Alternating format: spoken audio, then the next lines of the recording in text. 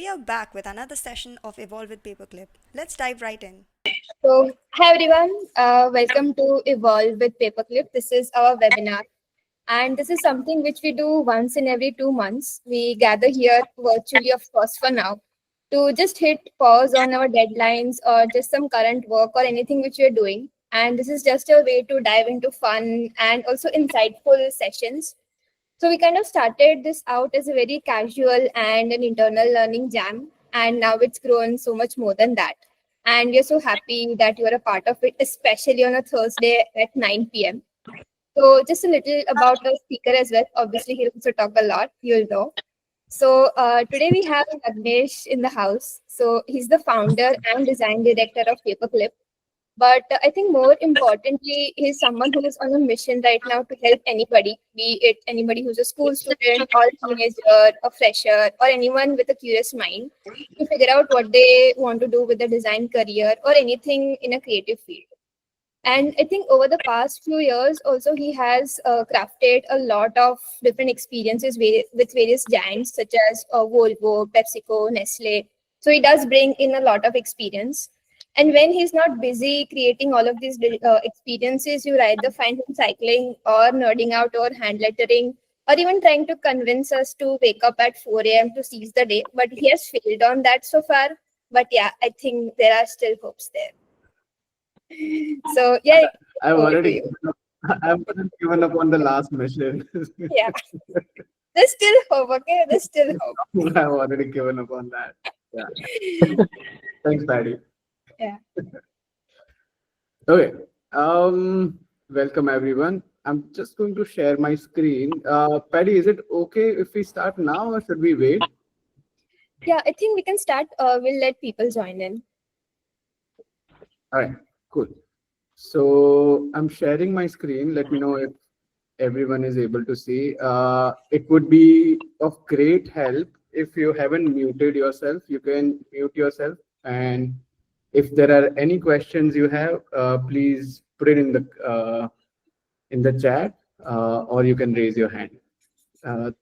That's all I'm going to ask for, apart from 10,000 more things. So I would like to run a poll actually while we wait for others to join. This poll is where I want to ask a very simple question to everybody, all the participants, and it would be great if you can respond to it. There is no good or bad response to this question. So I want to ask, and Patty, can you help me create the poll, please? Yeah. Yes. So I want to ask, like, if you have a dream job right now, and you can say yes or you can say no, there can be maybe.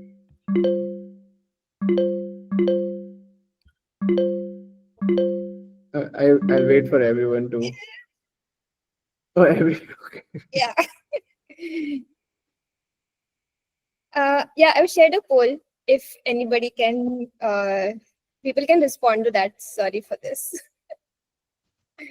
So the whole idea for the entire webinar is not to keep it one-sided, where I'm just speaking, but we are going to make it more a little bit interactive, immersive, where you get to experience what we are going to share, all the knowledge that I have gained so far in past 16 years.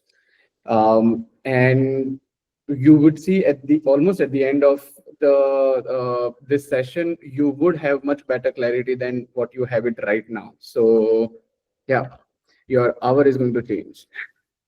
Yes. Let me know once the poll results are there.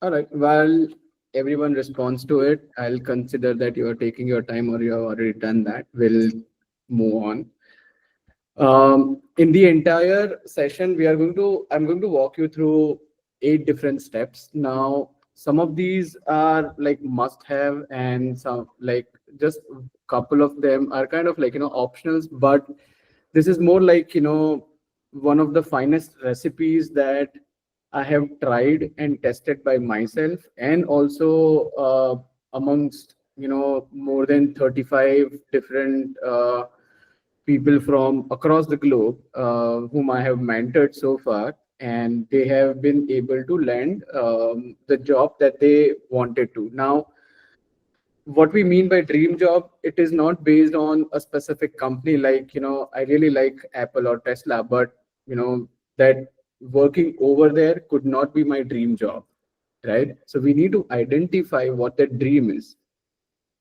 So this is the process to identify what that dream is, what that dream job looks like for you, so that you can find that and you can apply over there, how to apply it, how to crack that thing. I'm going to walk you through all of this. I would ask everyone to, if at all this is possible, and again, asking for your help so that we have a better session. If you can just grab a piece of paper or maybe a notebook, a pen, paper. If you want to use your laptop or tablet or phone to open maybe something like a note taker or something where you can just type in. That's all we need right now. We'll start with the first step, which is very, very personal to you. And in this, what you need to do basically is uh, you you can take yourself back to your childhood and think about all the different kind of interests or the hobbies that you had, and there could be like more than one, five, 10. On an average, I have seen three. So that's why, I have noted it over here that just three is good enough. Now, how to identify these interests? Because there would be like a lot of them. I'll give you an example. In my childhood, I used to love creating paper planes. I used to love creating, using the old boxes or the used boxes into cars. So there was always something uh, that I would find which is kind of a waste material, and I'll try to look at it from a very different perspective and create, something which is could be a car or a plane or some other device, maybe a compass box. So there was always this this motivation within me to create something out of things which are there, more like treating all of these things as like ingredients.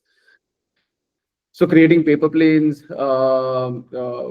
car models was, where my interest, still they are my interest. So like some people, they like to play cricket, football, and these are the interests which are more like, that you would do it no matter what. Like, you won't care about anybody's judgments. You won't care about if you're getting paid for it or no. So like these are, the core interests that I'm asking for, you to identify or find. It's more about like, rediscovering them, because over a period of time, we tend to forget that. um, I hope you are writing it. If anybody wants to share their interest or have any questions at the moment around the interest, happy to answer. Raise your hand or just put it in the chat and I'll answer it later on.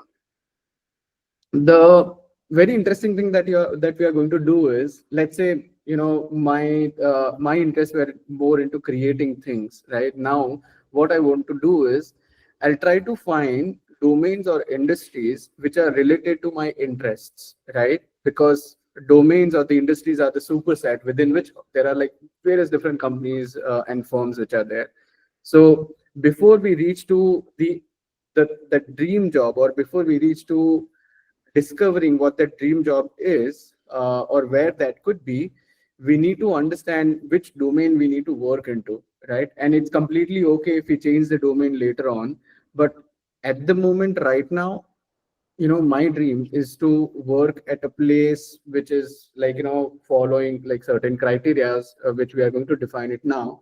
So find out some of those industries, right? Let's say aviation could be one of the industry that I would be interested in, because I used to make a lot of paper planes and a lot of plane models using softwood and all. I was in, let's say I'm interested in cycling. I was interested in cycling back then. I'm interested in cycling. There's this very famous company called Strava, which every cyclist know about it. So it's right there, spot on. So within the sports industry, I know which company to target. There are other companies like Garmin. So once I know which domain that I need to focus into, it's very easy for me to identify where to work, right? And that's where we see the alignment. And um, now this is a very important step. The previous one, finding your interest, was important, but this is very, very important, and this is more at a detail level. So what we did, while finding our interest, we are looking more at, at top of the pyramid level.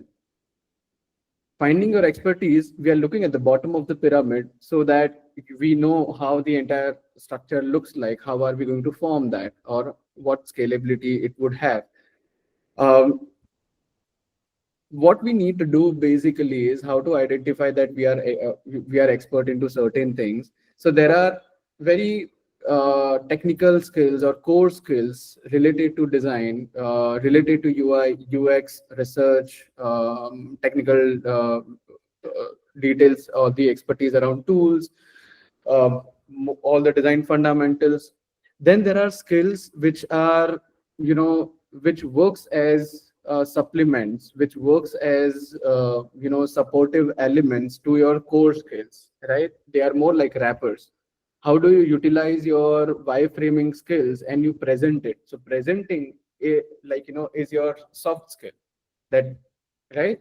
So we need to rate ourselves for both of these kind of expertise categories. I'm going to show you an example. I'll stop sharing the screen and I'll share.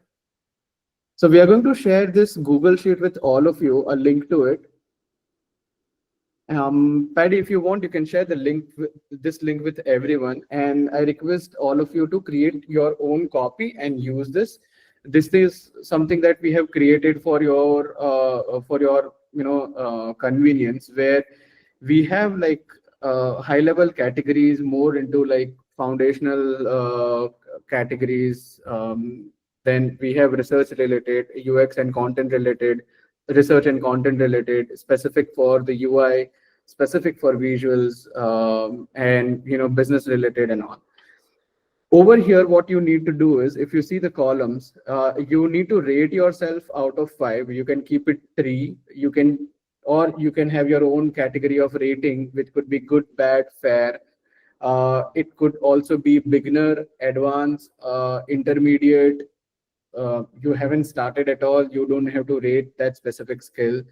So based on all the ratings that you would give, and then you need to also define that what kind of goal that you have for each of these skills, right?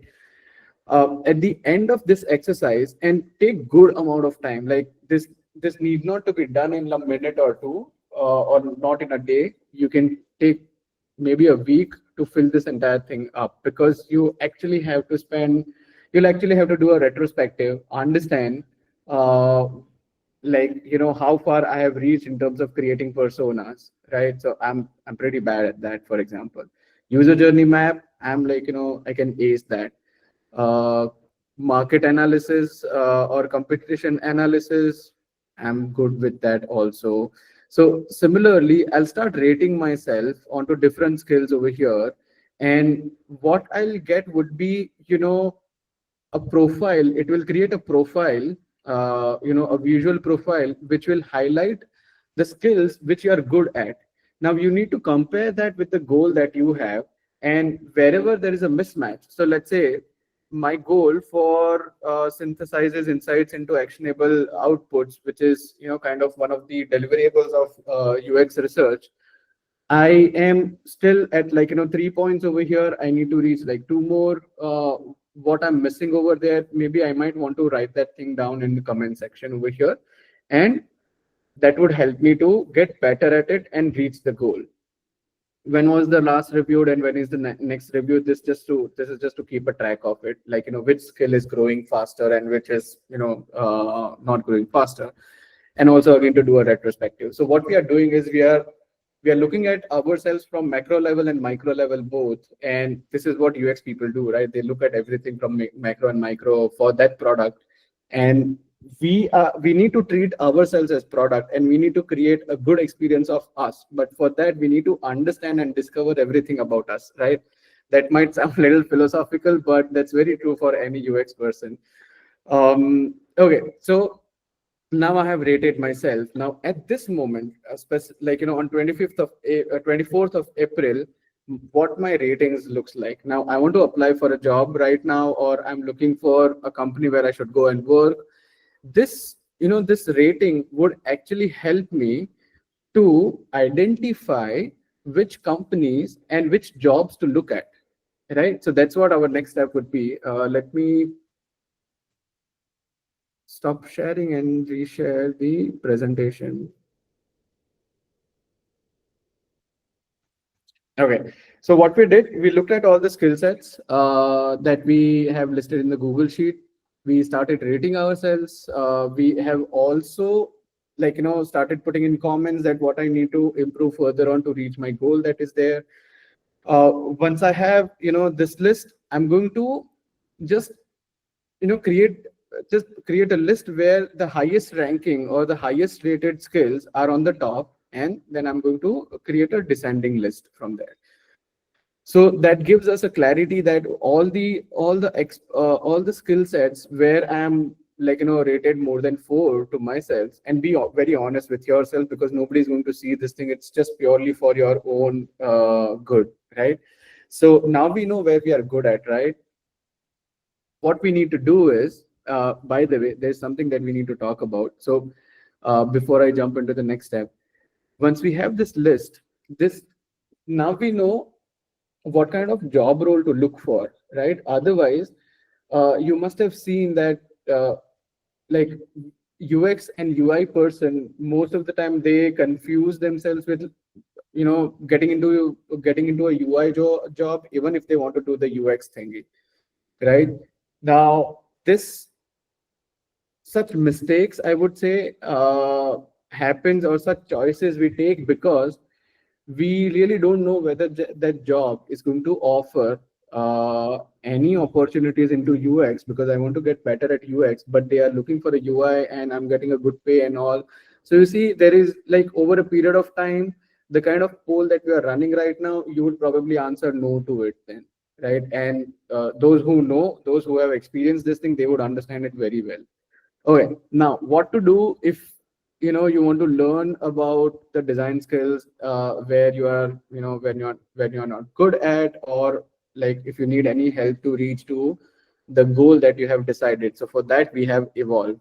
Sonam, you want to talk about Evolve quickly? Yeah, so just plugging in over here. So because we come from a design studio and we know what happens really when we interview everyone, and we find that because we have so many courses that are going on and people are learning by themselves online, it's become so accessible, everything. But the problem is not everybody can go to a design school. Not everybody has time to go to a design school for 3-4 years. So the courses have sort of solved a problem, but the thing is that from fundamentally it's still very weak, because nobody really goes deep into why things are created. And that's why we are here to have Evolve, wherein we are going to be teaching everything from fundamental basis.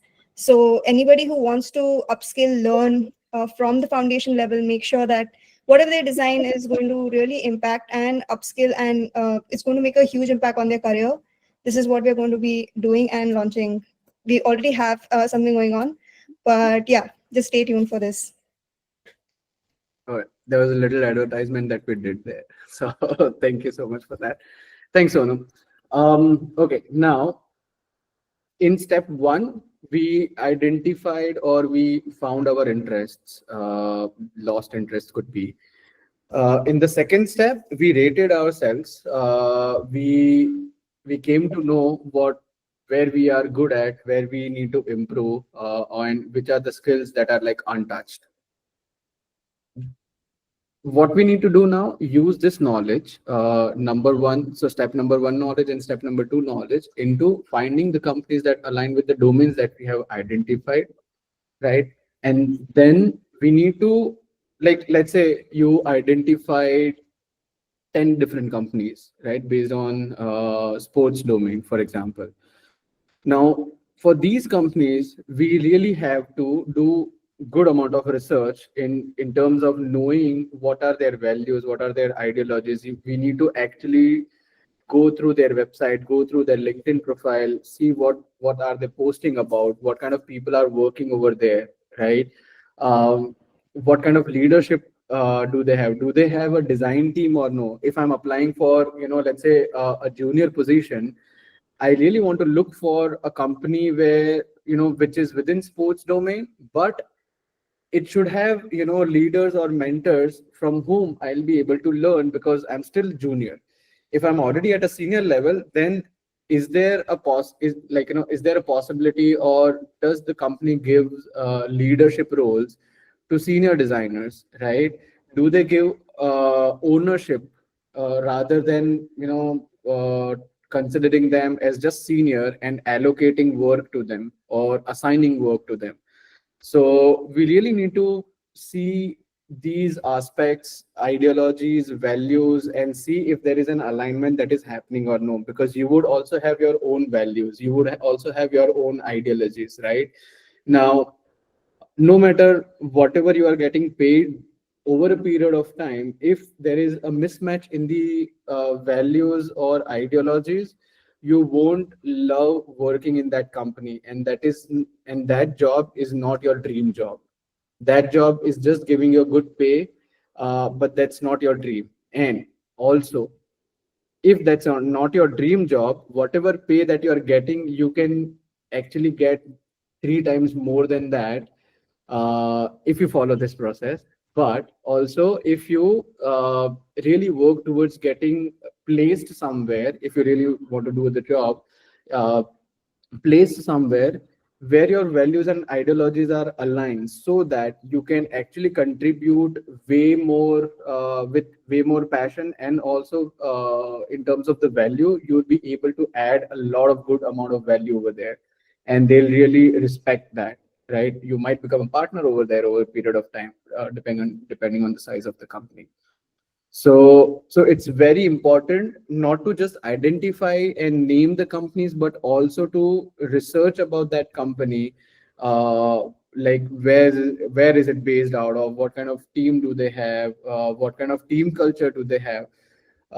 Do they have a head of design? Do they have VP of design? Do they have chief design officer? Or do they just have a senior UX person? And there are like 10 different senior UX person over there, right? So there's definitely something fishy over there or not correct over there.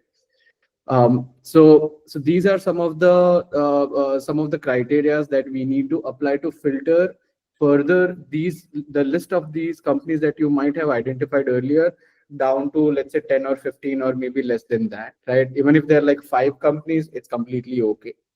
uh, Ideally, on an average, it's good to have, a list of 15 companies, so that you have like enough, you have a good amount of pool to look into different kind of jobs. And I'll like this thing will get more clear as we get into the next step, which is the work opportunities. Now, so we identified companies, we identified interests, we know what we are good at, and what we want to improve, right?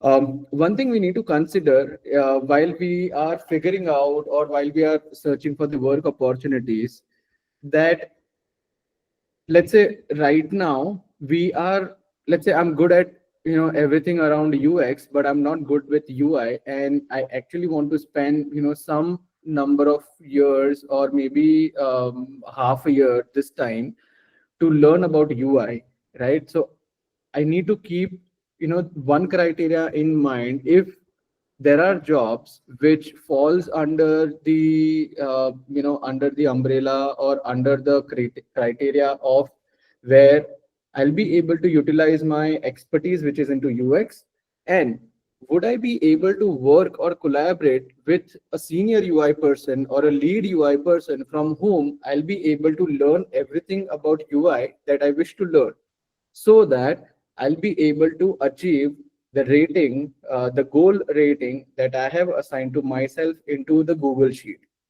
Does that make sense?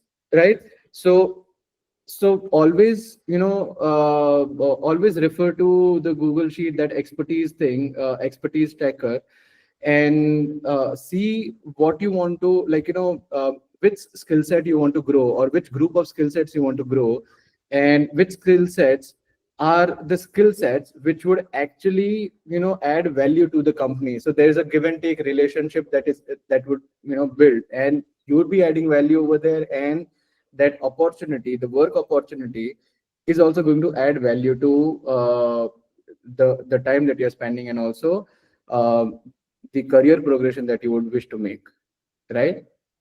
So from these companies that we have now, the list of the companies, let's say we have like 5 companies, not more than that. I would go and check what kind of job openings do they have. Do they even have design job openings? Are they really looking for designers right now, or they are done with, hiring designers, or they are no more looking for it? Are they looking for the design roles which are way more senior to you, or which are way more junior to you? Or it could be like, the perfect alignment, that you are looking for an interaction designer, you are, let's say, a junior UI person. So from junior UI to interaction designer is a good progression, so you might want to apply over there. All right. So always look for the jobs which would give you the next level up or an upgrade into your career, right? It always have to be the steps, not a stagnant line. Now, once you have identified the jobs, right, you want to run these jobs through uh, you know different criteria. So first of all, read through the job description if they have provided. If they have given like, pointers in like 4 lines, that's a big no-no, because they might not know what they're looking for, and that's why they took a shortcut of just posting the thing in like four bullet points and saying like, we are hiring designers. So for any company, just saying that we are hiring a UX designer or UI designer, and just putting that a very fancy looking post out on LinkedIn doesn't do the job, because every job role is very specific, and you can't generalize, UX designers job role, uh, common across all the companies, right? So for whatever company, right, that you are applying at, let's say you are applying for UX designer at Microsoft versus Adobe, same position, but the description, whatever they have mentioned in the description, that's different. What they are looking for is not exactly the UX designer, but UX designer with 10 different things, which makes that particular job role very specific to it. So that's why it's very important to read the job description, rather than like, just clicking on apply randomly everywhere, because those are like dead clicks. You are not going to get any return or any response to that. So we need to understand the job description, filter it through filter, use the job description to filter the job out of the criteria that does not matches with your expertise, with your interests, right? I'll give you an example. um, I'm a UI designer right now at a junior level. I've spent like 2 years in the industry so far. I wish to level up to become an interaction designer. Now, to become an interaction designer, I have identified sports as one of the domain which I want to focus on. So there are, let's say there are different companies. EA Sports is one, right? Um, there are different gaming industries which are there, that produces football games, cricket games. I If I'm not interested in cricket, I might not get into like, the companies that focuses on cricket and all, right? Dream 11 could be one of that, because that's into the same domain, right? I'm not saying go apply over there, but I'm just saying like, how to identify the interest and then the companies around the domains. Now, these companies, I would actually, see what kind of team do they have, design team they have, and then filter out, the jobs very specifically if it is giving me an opportunity to learn anything around interaction design, learn anything around task management, not project management, because I'm still at junior level. I want to spend like good amount of time in the industry to reach to a level where I can manage the entire project. So I want to learn how to manage the tasks and all. So I would actually see all of these things in the job description, right? What kind of responsibilities they are keeping. They are keeping it. um, there are few more tips and things that we need to follow to further qualify these jobs for us to apply at in these jobs now. Let's say if you have more than 5 jobs listed, or you are able to filter out more than 5 jobs, just keep like 5 in the priority for now, because what we are going to do is, uh, we are going to do further more research into these jobs, right? But you must have realized that so far we are into step 4, yeah, almost halfway there. And I just wanted to remind you that this is not easy. It is time consuming, but to be very honest, this is like one time exercise, the first 4 steps, right? Fourth, and then the other 2 steps, they are going to be more like repetitive sort of a thing. But the first 3 steps are like the most foundational steps that you would ever do.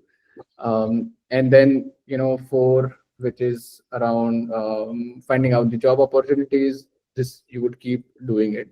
So it's not easy, but you need to do it to land your dream job.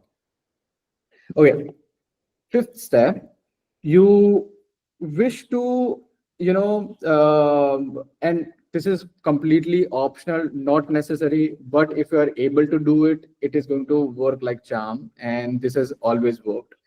So you want to connect with leaders of the company where you wish to apply, because there is one job role that suits your criteria or what you want to work further on.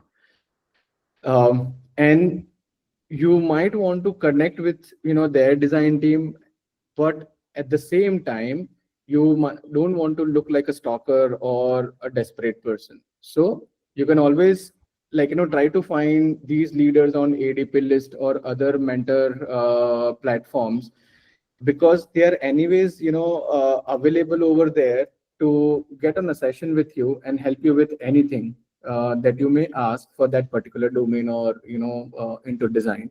So they are always going to be available if they are on ADP list or any other place.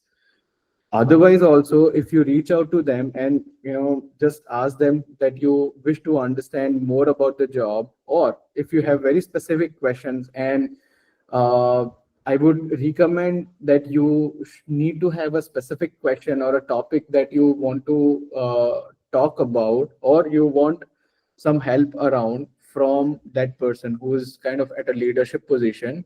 If that leadership position is in design department, works like charm, but in product department, that will also work. So try to understand the design team, see what kind of vibe is there, and does their vision aligns with your vision. So now what you want to do is, you want to close your eyes, you want to visualize, and you want to you know you just want to imagine if you can be the person who can work with that kind of a company at that specific for that specific job role. You can actually do this exercise of imagining yourself working surrounded by them, if it is on site or you're on a call discussing something work related with them. And you will get an answer from yourself whether that imagination or that visualization is sitting up quite upright or no, right? Because you have anyways gained a lot of knowledge, and all of this knowledge is sitting subconsciously in your brain, about the company, about the people who are working over there, about the job. And that's why we say that we are not going to list more than 5 jobs. Otherwise, you will get overwhelmed, right? And we don't want to get burned out. Um, You also want to check out some of the work that they have done. If it is an agency, a consulting firm like paperclip, then you might want to check out, different kind of work that they have, different kind of projects that they have worked on, and how they have published that, what kind of, how they are writing their case studies, what are the things that they are highlighting in their case studies, how they are representing themselves, right? And you want to see if you could be the person who could be doing that kind of work, or your expertise are aligned with the skill sets, that that specific project needed, right? So that whenever there's an opportunity that you would get in future to talk to them in a formal interview, you can build some relevance, you can talk about some of the projects that they have worked on, and you can highlight some things around that, right? And that's going to be a great conversation and great icebreaker, rather than you being over there who's just answering the questions. Again, you want to further curate these companies, and whatever clarity that you get, you may want to filter down the jobs as well. Okay, now sixth step. It's all about portfolio, and this is the heart of the entire process. Now, before we jump into this thing, we won't run the poll, but I just want to ask how many of you have an actual portfolio that's published out there. We'll take like 2 minutes for everyone to respond.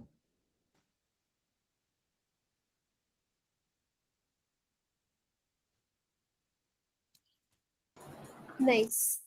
People have been building it. Meanwhile, I think for many of us, we would have just some very old past work, maybe 4 5 years ago, never updated. That's bad. Yeah. Old, ancient. The most confusing part, actually, even though I know this process, but I have always struggled to build a portfolio for myself, because I don't know what kind of portfolio should I build. And then I always think, like, the proposals that we send, that's kind of a portfolio that I have. Those portfolios are a different kind of portfolios in a way, but still the same. But every portfolio, do you guys agree that every portfolio should look like a proposal and not a portfolio? And That's some hard work. भाई की बात बोल दी. Okay, cool. Getting back to aligning your portfolio now. Sixth step out of 8. We are almost there. You know how much time the HR or the hiring manager would be spending going through your portfolio if you are applying for a job position, right? We did some research, and the statistics says 0 seconds on an average. And we experience this thing, and practically it is impossible to go through all the portfolios. So what should we do? Should we even have a portfolio, or should we not have the portfolio?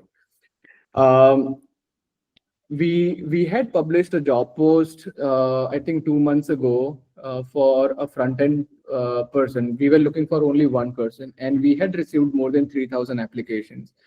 And we literally had no time or no opportunity to go through those 3,000 applications. Okay. How would you stand out in a crowd of 3,000? I'm not even talking about big ass company where you're going to apply, let's say Microsoft or Apple or somewhere where there are like more than 30,000 resumes that they receive every day. So how do you stand out in this crowded place, in this place where every portfolio looks almost the same? If one person is using the gradient, then there is the entire trend of gradient and all. So that's also another question that I'm going to ask in the later step. But let's get into this thing and like let's teach you how to stand out of the crowd. Oh yeah. Now, if you have the portfolio, you do want to show everything and never show 100% of your work. Never ever show 100% of your work. Just show 20% of the work. Okay, what that 20% should have, that should be very highly tailored only for that job post, not for all the job posts. So everyone who has a portfolio which is a generic portfolio, that generic portfolio you should not use it for when you're applying for a specific job, right? Because nobody has time to go through your portfolio, to be very honest. No matter whatever, sweat, blood, heart you pour into it, nobody's going to spend more than 1 second into it. And this is from my personal experience, right? As like on both sides of the table. So you want to make it very highly tailored portfolio for that job. So if you're applying at 5 jobs, you need to have like 5 portfolios. All right. So there's a lot of work that we need to do, but that work is worth it when you'll get paid and when you'll get placed at the place which is your dream place. So this portfolio will help you to stand out of the crowd. What you want to do is in this portfolio, you want to highlight your expertise and you want to align the expertise or the skill sets that they are looking for, right? So you don't want to show that you are the perfect fit. You want to show that you are the most potential fit who has the ability to grow and add value over there, right? None of the companies are looking for, a machine. If they were looking for a machine, they would hire a machine, they would buy a machine, but they are actually looking for a designer, right? So all humans, they come with imperfection. That imperfection makes them human. Okay, so we never ever have to uh, talk about ourselves in the portfolio saying that we are 5 out of 5 and we are the right fit for that job.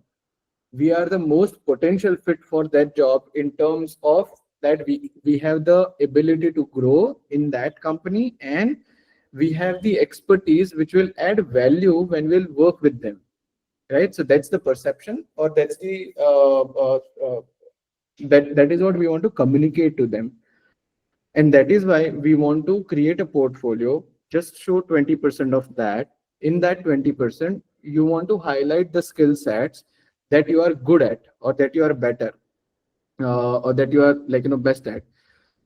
You want to highlight the skill sets, or you want to highlight some of the things that they have mentioned in their job description, and say see, these are the areas where I have applied my let's say color theory knowledge, and that helped us achieved whatever kind of business impacts, right? This is very important in the portfolio. Very least number of portfolios, they talk about business. As designers, we are not designing only for users, we are designing for business as well. If we design only for the users, business won't survive. So we need to consider that in mind. And that is why it is very important to talk about business, to talk about the impact of the design or the solution that you created or that you worked on in collaboration with other team members in your previous job or in the current job. And talk about outcome, not even the deliverables. You can talk about deliverables later on. Deliverables should always be secondary or tertiary. Primary should always be the impact that design or that solution created. How to identify that? You will have to do some research, and with you need to do some research, maybe doing the usability testing, or even understanding it from the product team that we worked on so and so design last year or last month. We have that thing already live right now. What kind of impact are we getting? Are we getting good traction? Are we getting new users? What kind of KPIs that we had defined around that? So you need to mention all of that, and we need to highlight all of that. That's just 10% of your that 20%. So that's like 50% of your portfolio, the actual portfolio that you would show. Because when the hiring manager, they will read about the impact that you created, that is what will make you stand out of the crowd, right? And you are not going to like fill the entire page. Just like 3 lines good enough, or even keywords good enough. Just the numbers speaks louder than anything else. So what we did to align the portfolio, we started curating our work that is highly relevant to the work that I'll be doing if I take up that job role, right? So whatever they had mentioned in the job description, I want to create a tailor portfolio. Then I'm going to highlight the skill sets where I'm good at, where I'm best at. I want to highlight the skill sets that they have mentioned in the job description and say, like, that I want to get better at this thing, but I have already given it a chance and this is where I stand, right? Uh, Sorry, what happened? Yeah. You want to highlight the business impacts, outcome, all the success metrics, KPIs, just like, speak louder as much as you can about this thing. This is very important. Now, what you will do if you don't have a work that is relevant to that job post or that thing, I would say you can take up something of their own and, take a stab at it, so that there is at least some relevancy that you can talk about when you apply, and they will also be able to relate to it because they have, like, that project or that product belongs to them. So the relevancy of understanding your portfolio or your work is higher compared to somebody else who has worked on, like, completely different thing and applying somewhere, and hiring manager or, the leadership team has to spend some time to understand what that domain that, that you had worked on. So, like, the perceived effort is more, so they would choose something which is more familiar to them. So if you don't have a portfolio, then you still have a chance to get high, like, like stand out of the crowd by working on something that they own or that they have worked on, right? At the end, if there is nothing worked as an intern over there in that, for that job, right, you might get paid lesser, but over a period of time, within 6 months, you will reach to a level where you have already proven yourself in that job because you have already started working over there, right? So that's the fastest way. For all the freshers, I would say, and for all the beginners, I would say, for the first 5 years, don't think about salary at all. You, like, like you would be earning enough to sustain, right? Think about settling down after you have spent like 6 to 7 years in the industry. For the first 5 years, just try to, learn as much as possible, work like a sponge, absorb as much as possible, and then try to settle yourself down into the career path after 5, 6, or 7 years. Ideally, it should be 7 years.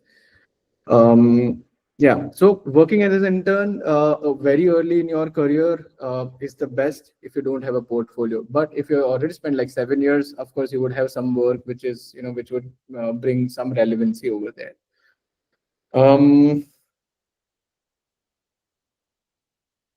Okay, now all the work that we have done, what we wish to do is we wish to repeat finding the jobs, then, connect with the team, with the leadership team, understand what kind of job role that is.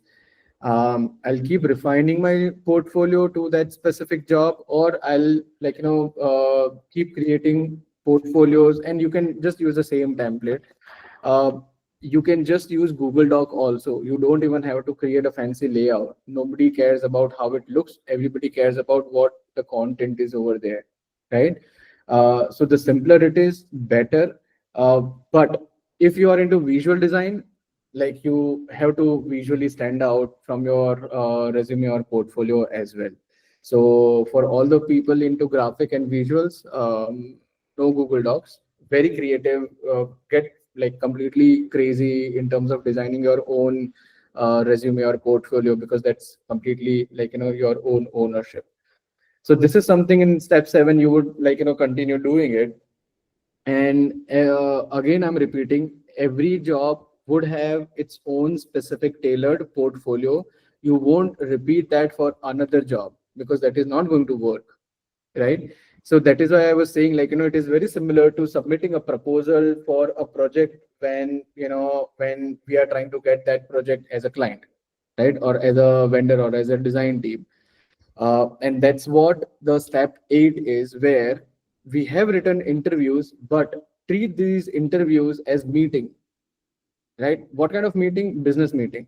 So never ever treat yourself as the future employee of that employer wherever you're appearing for the interview. Always talk like a business, right?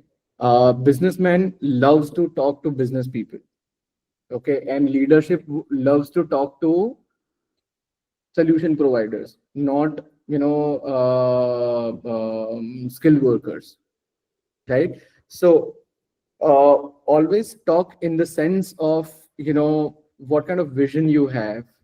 They have already seen your work. They have already gone through your resume, so they know good about you. What you want to do right now in the interview, maybe in the first two rounds of the interview, or whenever you get a chance to get on an interview with the leadership team, which could be the third round or the fourth round. Talk about the vision that you have. Talk about how passionate are you to actually bring impact on business, or achieving the success metrics using your expertise. That is what the value addition would be. You also want to talk about that, like, why do you really like that job role? Why do you like that team? Why do you like that company? So that they also understand. They also want to feel validated. Every business or every company wants to feel validated, even if it is Microsoft or Tesla or Apple or a small startup. Everybody wants to feel validated. So always say that what you are going to take and what you are going to give. So more in that fashion, and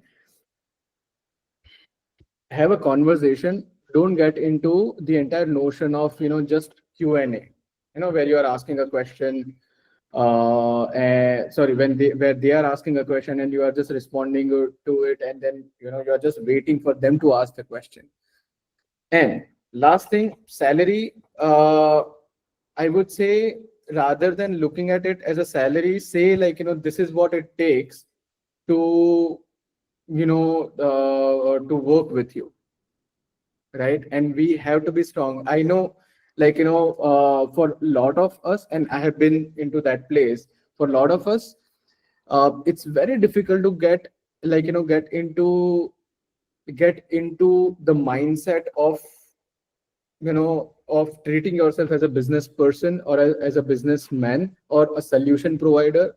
But we have to do that practice. You can do that practice in front of the mirror, or you can do that practice probably while you're trying to sleep, or whenever you are alone. You can just do that, where you are trying to shift your mindset from asking a salary or asking for salary. Rather than that, you should be asking for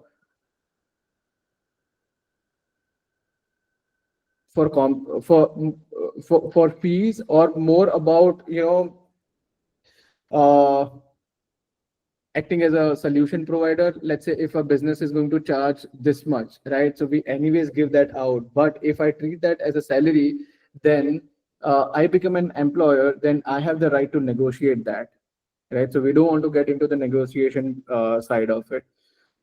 Now, when it comes about negotiation of the salary, you might want to be assertive, where you want to say that, like, this is what I'm going to ask for, and this is what I'm going to provide. If you are going to offer me lesser than that, I'm going to reduce the services that I'm going to offer in this job position. Okay, because the second point, which is a business to business, not an employer to employee. Okay, this is a very, very important mind shift that we need, to actually land the dream job. Because wherever we work, we want to earn also, and we want to earn in a way that helps us grow, that helps us sustain better, that helps us buy luxury. So it's everything together. Okay. I think, yeah, so we are done with all the 8 steps. Any questions or anybody wants to share anything? Yeah, I think people have posted some questions. I'll just read them out. All right. Some of them they are related to the proposals and the portfolio, the comparison which you are talking about. So Hmm. there are two questions, one from Soumya and one from Jason. That Hmm. what do you mean when you say that looking like a proposal? Could you please clarify a bit more on that? Sure. So when I say proposal, it is more around where, if so we are a design agency, right? If we want to work with a company where we have got a potential lead, it is very similar to, like, when a person is applying for a job, we are also applying for work, right? But we are not submitting a portfolio, we are actually submitting a proposal. That proposal contains the information, the only information related to them, related to that work, related to the solution that we wish to aim. It talks about the process, how we are going to work on that project, and right. So considering, and that job description that you have, that's the brief, that's the project brief, right? That the project brief that we would receive as an agency, the project brief that a person would receive to apply at a job would be the job description. So treat the job description more like a job, project brief. And for that project brief, how would you propose yourself to, to that job, to that team, right? Does that make sense? Does that answer your questions? Yeah, Soumya, does that answer your question, or do you have any follow up on that?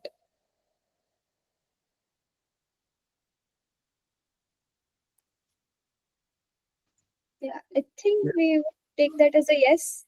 Yeah. Yeah, Shubham. Yes. Yeah, sir, I had a very specific question with respect to metrics that we talked about. Sure. Uh, Do so you while want me we are working, sorry. do you want me to share that? Oh, no, I'll just finish my question. All right. So while we are working on our case studies, I mean, we take up a problem statement and we work around it, and we finally have a design output. But then when we talk about metrics, I think at this beginner level, how I mean, most of the times I see people just making up the metrics to sort of have some numbers in their portfolio, and I tried to like think about it with respect to my case studies as Yeah. to what the metrics would be and how would I achieve it. But at current stage, I don't think I have. I mean, I can identify what the criteria would be for evaluation of whatever the output is, but Yeah. at this stage, I don't think I can do the testing of the product to get the metrics to justify it. So how do I go about it? Okay. Good. You can do a focus group testing. Based on that, you would get some early stage or early level numbers, and you can of course mention this thing in your portfolio or in your work wherever you are documenting it in general, whether you are applying or not. You can mention the timestamp and say, like, currently it is under development, but we did a focus group usability testing, and these are the results. And whatever the results are, right, what you want to show is the impact of that results, right? Now they could be the early stage results, or they could be, like, the results where the solution has been in usage for more than 6 months now, right? So that's the actual usability data that you would get. But uh, what you want to do over here is, and the goal that we have is to communicate that you are focusing not on the deliverables. You are not focusing on, like, creating the Figma files and getting done with that. You are not focusing on just doing the developer handoff, but you are actually focusing on helping their business grow through the expertise that you have, right? So the expertise that you have is into design. You did that work. Now with that work, how did you help, helping their business? So that's why it is important to mention about the impacts. And you can put in some of the you can also put what was the hypothesis, right? So what was your goal? So let's say for someone who designed a checkout flow, they might want to write that the goal was around 30 seconds for anybody who's checking out from that particular product that he or she has worked on. So and if 30 seconds, so you write 30 seconds, and then you can do the usability testing. You can do the testing by yourself, and you can also mention that, like, I did it internally only by myself, and this is the data. That's also good enough to start with. Over a period of time, once that design goes live, it will anyways start gathering, like, all the usability test data. You will have the actual numbers, then you can correct the numbers from your numbers to the actual numbers. Okay. Can I just explain it just a little bit with an example Sure. about my case study? I won't take a lot of time. So my case study, I mean, the product that I worked on is something like Playo, if you have used. So it's like Playo for gamers, where they form matches with uh, other players that are there on the platform. Sort of a platform which allows players to connect with others and form matches and play at gaming cafes. So for something like that, I know that the metric to evaluate its success would be how many matches are formed and how many players actually went to the gaming cafe and had a gaming session after creating matches on the app. So these would be the metrics for to understand how successful it is, but I cannot really test it without an actual product. Can you make a prototype out of it? Yeah, I mean, I can, but again, the prototype would help me understand how user friendly the app is, but it cannot really help me determine the success of the app, right?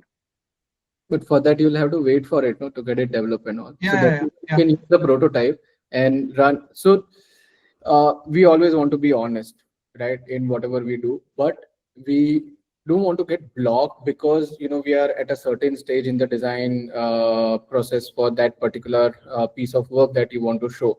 So you can just be honest and say, like, right now it is in development. This is the prototype that we tested, and we weren't able to measure all the KPIs. We were able to measure only 20% of the KPIs, and these are the results.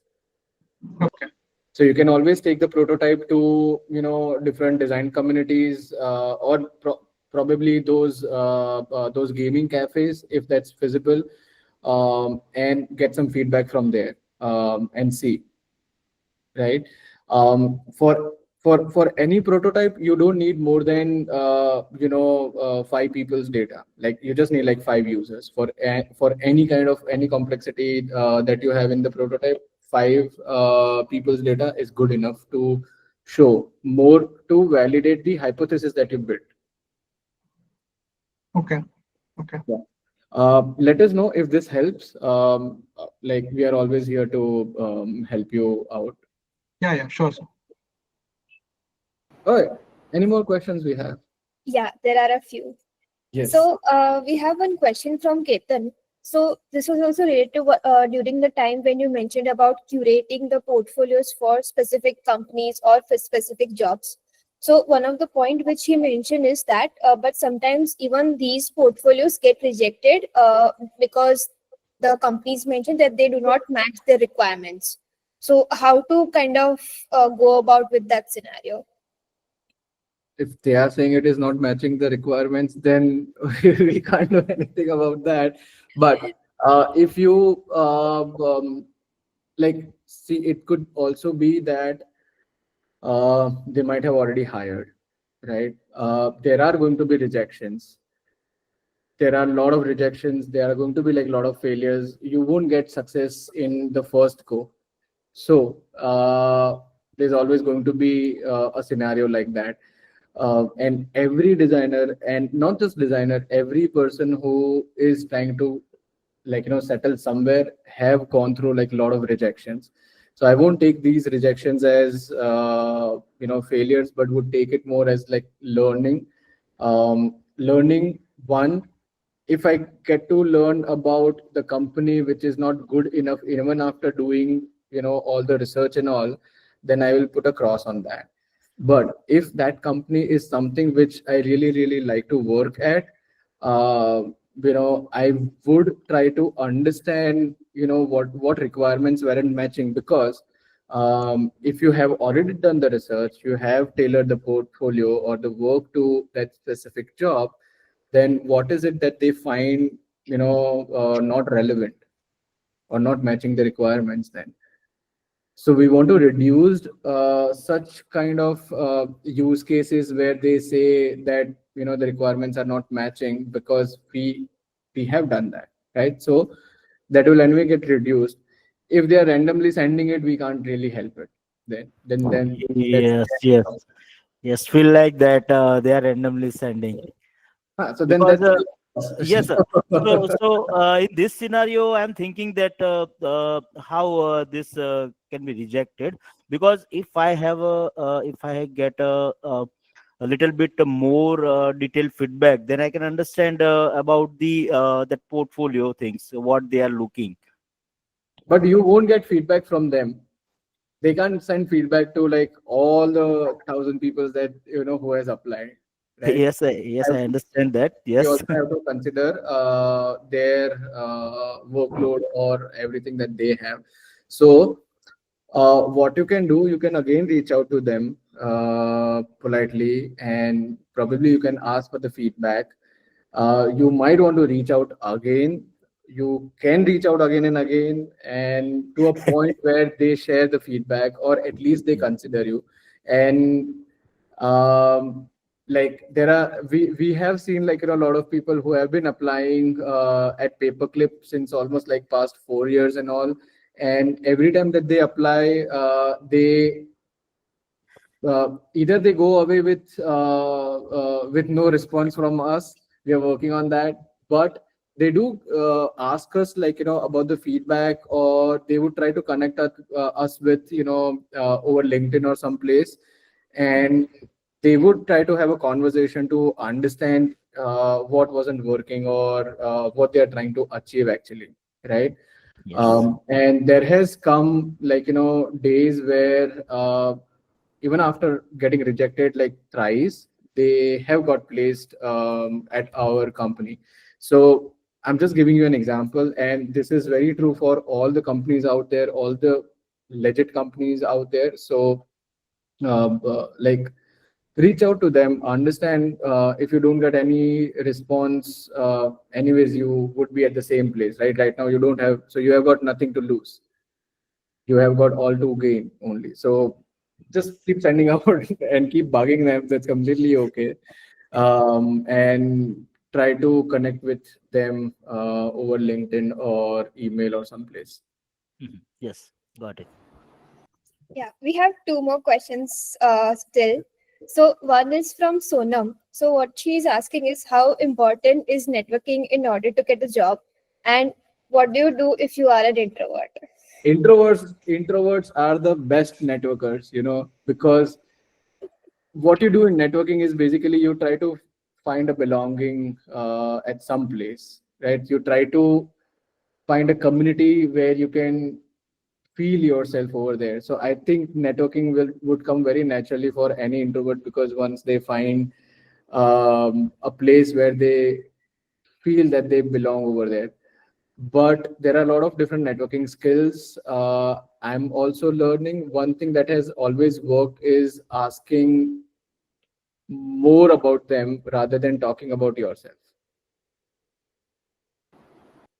Because everybody wants to talk about themselves, and everybody loves to talk about themselves, but nobody wants to ask like who are you, I want to know more about you and all. So um so that's very that's something that works.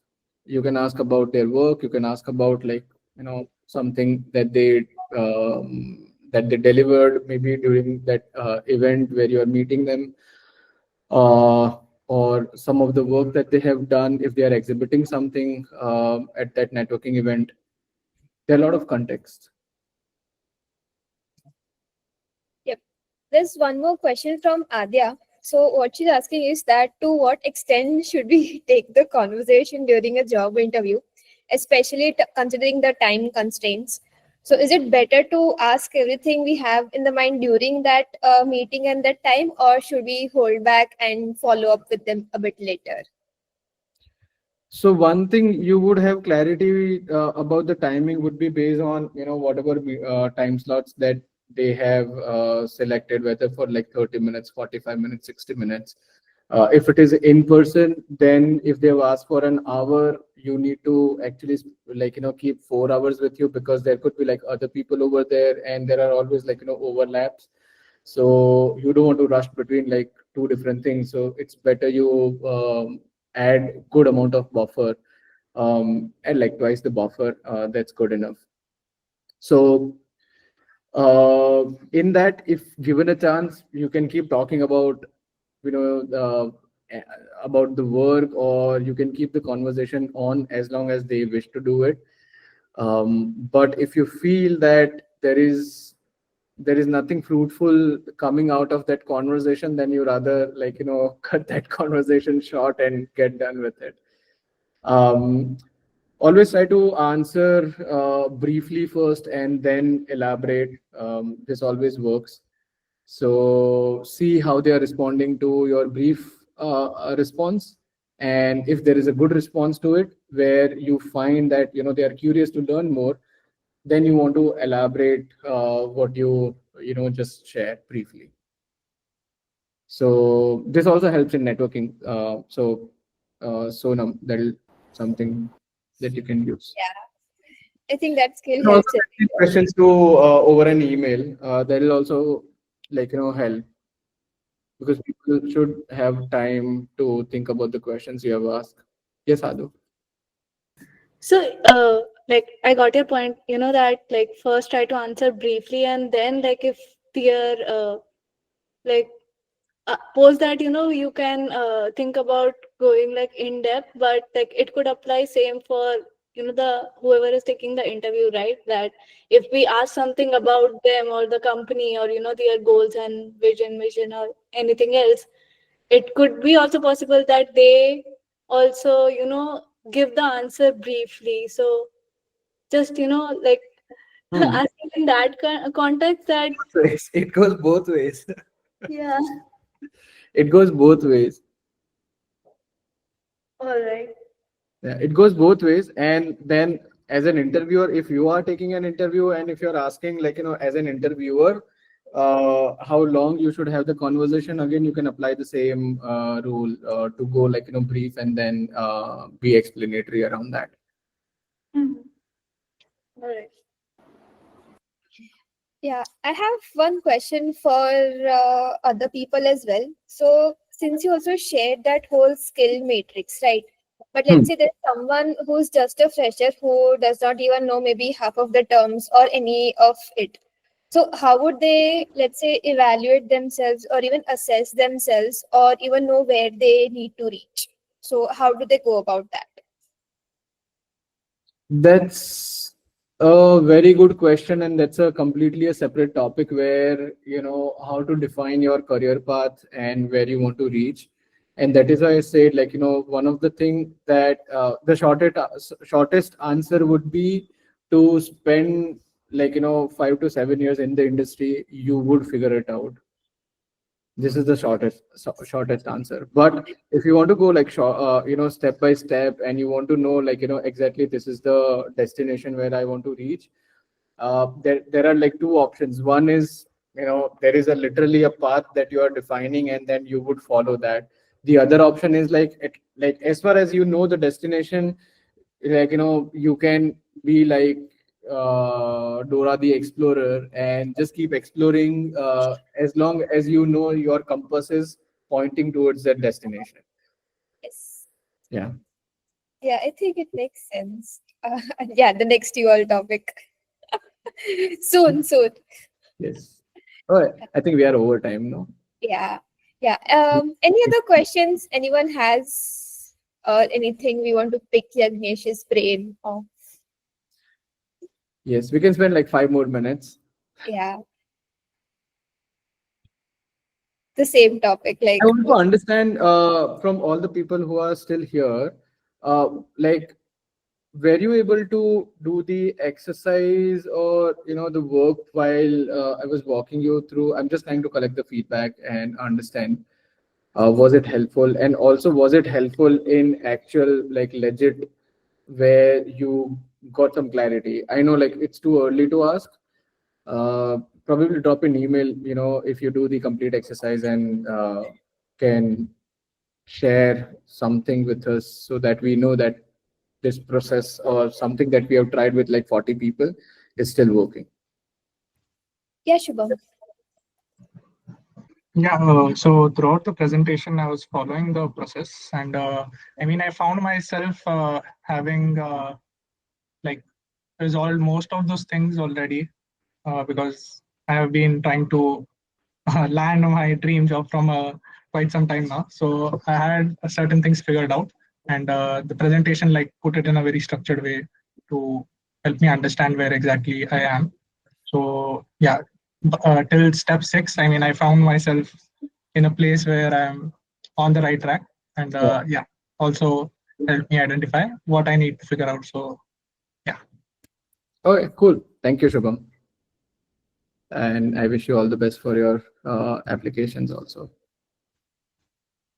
Yeah. Okay.